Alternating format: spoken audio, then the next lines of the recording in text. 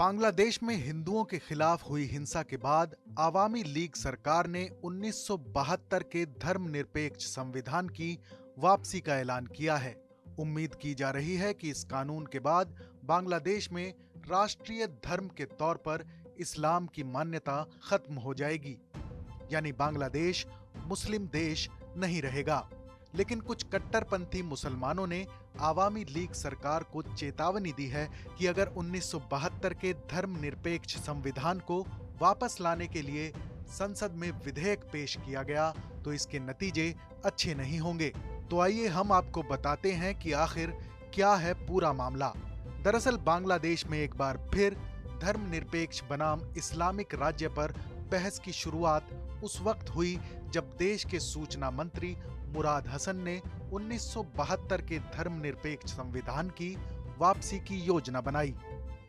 सरकार की तरफ से उन्होंने कहा कि हमें हिंदुओं की हिफाजत के लिए 1972 के धर्मनिरपेक्ष संविधान की तरफ वापस लौटना होगा। सरकार ने ये पहल ऐसे वक्त में की है जब दुर्गा पूजा के समय हिंदू विरोधी हिंसा में 8 लोगों की मौत हुई। हिंदुओं के घरों और मंदिरों में तोड़फोड़ की घटनाएं सामने आईं। सूचना मंत्री मुराद हसन के ऐलान के बाद ढाका शहर के पूर्व मेयर सईद खोकोन समेत कई कट्टरपंथी ताकतों ने शेख हसीना सरकार को धमकी देते हुए कहा है कि अगर 1972 के धर्मनिरपेक्ष संविधान को वापस लाने के लिए प्रस्तावित विधेयक को संसद में पेश किया गया तो और ज्यादा हिंसा होगी। जमाते इस्लामी और हिफाजते इस्लाम संगठन के मौलवियों ने धमकी दी है कि अगर ऐसा कोई बिल पेश किया गया तो देश में एक खूनी अभियान शुरू हो जाएगा। उन्होंने कहा कि इस्लाम को बांग्लादेश का राजकीय धर्म बनाए रखने के लिए हम हर कुर्बानी देने को तैयार हैं। दरअसल साल 1988 में सैन्य शासक HM इरशाद ने इस्लाम को बांग्लादेश का राष्ट्रीय धर्म घोषित किया था। 1971 में जब बांग्लादेश एक नए देश के तौर पर वजूद में आया तो उसकी पहचान एक धर्मनिरपेक्ष राष्ट्र के रूप में बनी। इसका आधार बंगाली संस्कृति और भाषाई राष्ट्रवाद रहा। इसने पाकिस्तान के रूढ़िवादी इस्लामी रिवाजों को खत्म किया। 1972 में लागू हुए बांग्लादेश के संविधान ने सभी धर्मों को समानता दी। फिर पाकिस्तान से आजादी के 4 साल बाद यहां एक खूनी तख्ता पलट हुआ। बांग्लादेश के संस्थापक शेख मुजीबुर रहमान की उनके परिवार के साथ हत्या कर दी गई।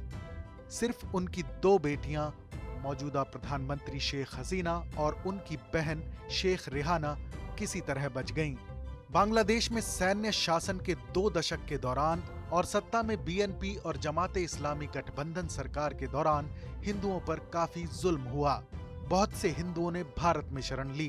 बांग्लादेश की 22% आबादी वाले हिंदू साल 2010 की जनगणना में महज 10% रह गए। हालांकि आवामी लीग के शासन में पिछले 10 सालों में हिंदुओं की आबादी बढ़कर 12% हो गई है।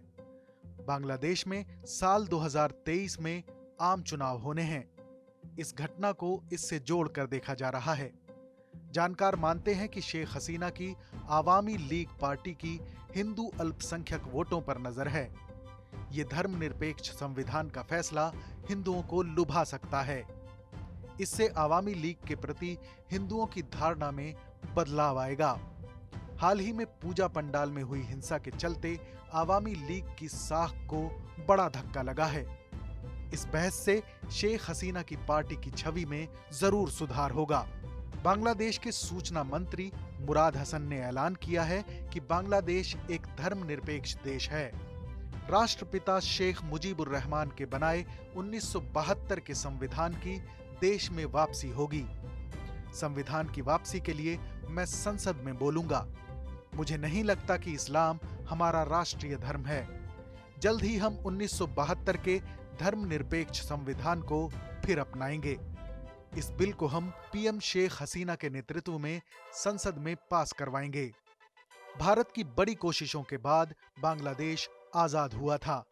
इसलिए भारत के प्रभाव में आकर शेख मुजीबुर रहमान ने एक धर्मनिरपेक्ष देश की कल्पना की थी। Farid Ali, TV9 digital.